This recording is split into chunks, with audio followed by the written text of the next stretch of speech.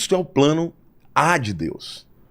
O Deus eterno, o Deus soberano, sempre soube que esse era o plano original. Ah, então quer dizer que Deus fez o homem pecar? Não, não é isso. É que, veja, do ponto de vista de alguém que é eterno, que sempre existiu, mas alguém que sabe tudo, e alguém que pode tudo, o que veio primeiro? O que ele sabia que o homem ia cair, ia precisar de um redentor, ou o fato dele ser soberano e decidir tudo?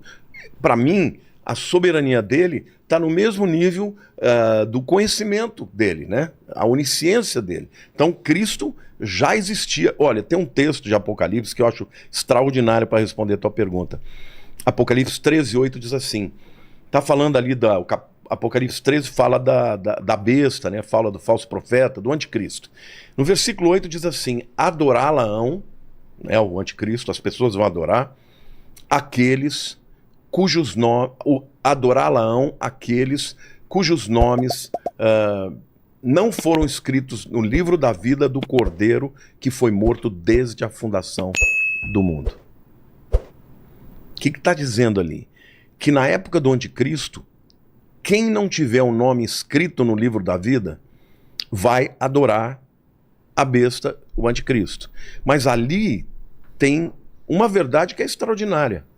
Do Cordeiro que foi morto desde a fundação do cosmos. Caramba! Então, a morte de Jesus, embora tenha tido, né, uma data no mundo físico, ela sempre aconteceu.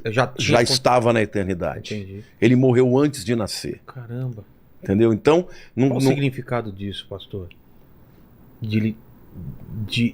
Desse sacrifício já está previsto, né? Não, Deus sabia, Deus quis criar uma humanidade que ele sabia que ia cair, e ele trouxe como solução a coisa mais linda do mundo, um amor incondicional. Porque não existe outra explicação senão o amor. Porque a Bíblia diz que nisto prova Deus o seu amor para conosco, pelo fato de ter Cristo morrido por nós, sendo nós pecadores. Cara, se você pudesse saber, por exemplo, que um amigo que você vai ter vai ser sacana com você, não era mais fácil você falar, não vou ter esse amigo? Mas Deus não. Ele sabe. Ele sabia que nós seríamos pecadores, que a gente pisaria na bola com ele, e ainda assim ele nos escolhe lá na eternidade. E ainda assim ele manda o seu filho Jesus para morrer por nós. Sabe, isso é extraordinário. Porque o amor de Deus é incompreensível. Está além do nosso entendimento, mas é um amor real. E Jesus é a expressão do ser de Deus. E a Bíblia diz que a natureza de Deus é amor. Deus é amor. Não é que Deus ama, Deus é amor. Então, Jesus pré-encarnado é o mensageiro de Deus que muitas vezes ele apareceu. Você quer ver uma outra situação também icônica, tremenda? Você sabe da história de Abraão, né? Abraão, quando tinha 75 anos, estava lá na Mesopotâmia, ele tem um encontro com Deus e Deus fala para ele, ó, você larga tudo que você tem, deixa a tua parentela e vai para a terra que eu vou te mostrar. E ele foi. Abandonou dinheiro, o pai dele, Terá, tinha uma fábrica de ídolos, ele era um cara bem estabelecido, estava numa cidade na Mesopotâmia que tinha uns 200 mil habitantes na época, e ele vai para um lugar que ele nem sabia onde era. Deus promete para ele, lá em Gênesis 12, que faria dele uma grande nação.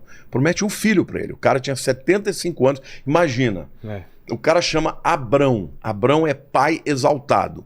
O cara com 75 anos não tem nenhum filho. Aí Deus promete um filho. E durante 25 anos esse camarada está esperando uma promessa que não se cumpre. Até que chega um dia, ele está meio-dia, na porta da tenda dele, aparecem 3 seres. 2 anjos e o terceiro é o anjo do Senhor, que é Jesus.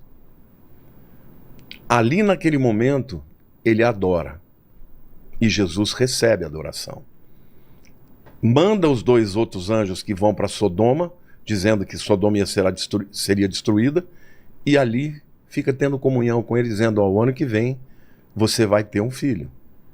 Ele com 99 anos e Sara com 89. Caramba. E aí, um ano depois, eles têm o filho Isaac e tal. Mas ali, o anjo do Senhor recebe a adoração. Então, em muitos lugares onde o anjo do Senhor, ele é enviado para fazer alguma coisa extraordinária. Quando alguém adora, ele recebe adoração. Então, Cristo, antes da encarnação, sempre foi Deus, sempre existiu, e a encarnação dele já estava decidida lá na fundação do cosmos. Aliás, na eternidade. Na eternidade. Né? Mas esse paralelo foi um paralelo o pedido de Deus do sacrifício do primogênito para Abraão, para ter depois um paralelo com Jesus, ou não tem relação? Tem tudo. Isso se chama na teologia de tipo. Tipo? Tipo. Você tem o tipo e o antítipo. Então, Isaac é um tipo de Cristo. É. Pensa o seguinte: Abraão é o pai, Isaac é o filho.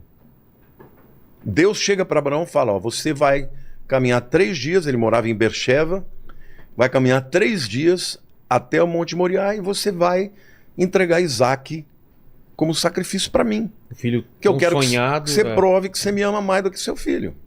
Deus ainda fala: pega o teu único filho a quem te amas, e ele já tinha o filho Ismael, mas era o filho mesmo a quem ele amava, e você vai oferecer para mim em sacrifício. Naquela hora, Isaac morreu no coração de Abraão. Por quê? Porque todos os povos pediam sacrifício de filhos. Ah, é? Todos os deuses daquela época faziam isso. Caramba. Você nunca ouviu falar do deus Moloque, por exemplo? Não. Que ofereciam as crianças para ele e eles queimavam as crianças em oferenda para o deus Moloque. Era muito comum dos deuses daquela época receber oferendas de filhos. Então, não se esqueça, Abraão obviamente falou: pô, mas que loucura é essa? Diz que eu vou ser pai de nações, através dele tá pedindo para matar. Começa com uma... Só que ele foi e levou o filho. Só que quando ele chega lá, ele fala para os 2 servos dele: vocês fiquem aqui, que eu e o rapaz vamos subir, adorar e voltaremos. Então na cabeça dele ele falou: olha, ou Deus vai na última hora desistir, ou então ele vai ressuscitar. Porque ele me prometeu que ele vai me dar uma descendência. Mas ele leva. Aí eles começam a subir o Monte Moriá. Isaac está carregando a lenha. Isaac vira para Abraão e fala assim: ô pai, qual é o animal que a gente vai aqui está a lenha, aqui está o fogo, cadê o cordeiro para o sacrifício? Caramba. Aí Abraão fala: Deus proverá. Enquanto Abraão estava subindo de um lado com Isaac, do outro lado estava subindo o cordeiro. Aí aquele cordeiro, que era um carneiro adulto, ficou preso por chifre. E quando ele foi... Ficou preso onde? Num arbusto, que representa a cruz. Quando ele foi esfaquear, né, foi dar na goela dele, provavelmente ia degolar, ele ouviu a voz do céu. Ele ia degolar o Isaac. Ele ouviu do céu: Abraão, não levante a sua mão contra o seu filho, porque eu sei que você me ama. E aí, quando ele levanta os olhos, ele vê o carneiro do sacrifício. Ali, pela primeira vez, surgiu o nome Jeová Jiré. O Senhor proverá. O Senhor proverá para si o sacrifício. Isto é um tipo de Cristo. Porque Deus pediu para Abraão para entregar o filho, mas Abraão não precisou entregar.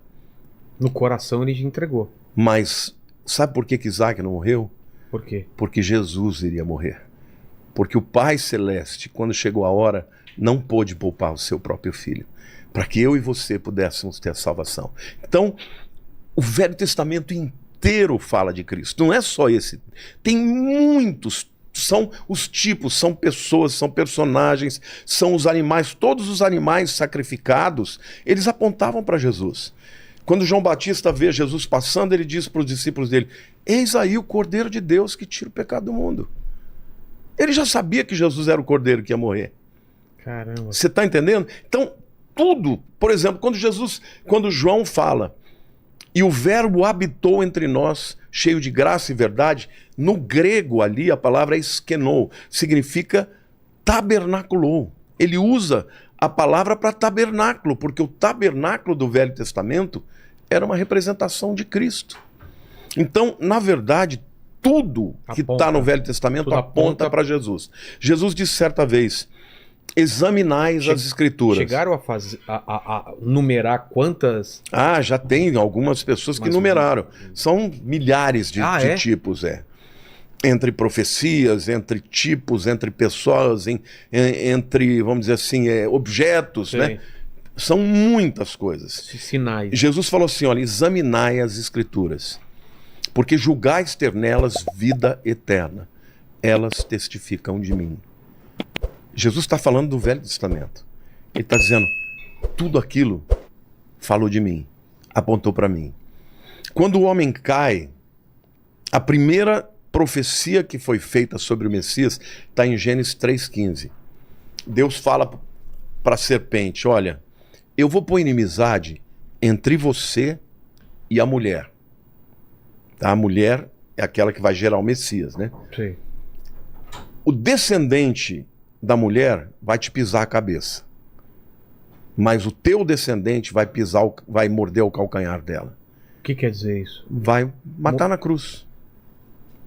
Como é que a cobra mata uma pessoa? Ela morde aonde? Calcanhar. As partes E o mais... que acontece quando uma pessoa é inoculada de veneno? Ela morre. Sim. O que a profecia ali está dizendo? Você, o teu descendente, vai matar o descendente dela. Só que ele vai pisar a tua cabeça.